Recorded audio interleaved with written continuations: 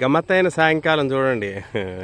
కింద నీళ్లు, ఆ తాడి చెట్లన్నీ కింద నీళ్లలో కూడా కనిపిస్తున్నాయి ప్రతిబింబాలు. దూరంగా, ఇంకా దూరంగా కూడా అవి కనిపిస్తున్నాయి చూడండి.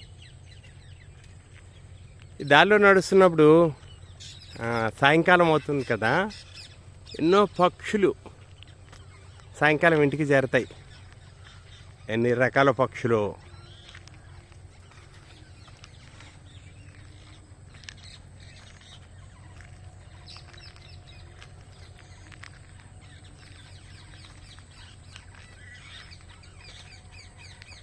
ఎన్ని రకాల పలకరింపులు చూడండి.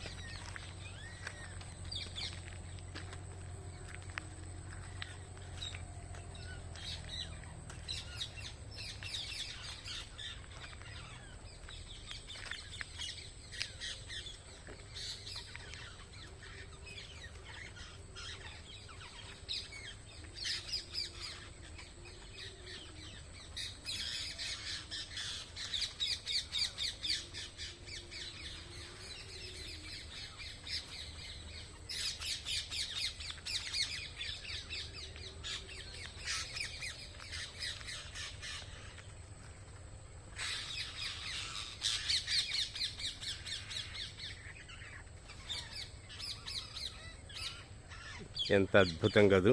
సృష్టిలో మనిషి తనే గొప్పవాడు అనుకుంటాడు, తనకన్నా మించిన వాళ్ళు లేడనుకుంటాడు. కానీ భగవంతుడి సృష్టిలో ఎన్ని అద్భుతాలు ఉన్నాయా అనిపిస్తుంటుంది నాకు. ఎన్ని స్వరాలు, ఒకదానితో ఒకటి పోలిక లేదు, ఒకదానికి సంబంధమే లేదు. ఎవరి ప్రయత్నం వాళ్ళది, ఎవరి భాష వాళ్ళది.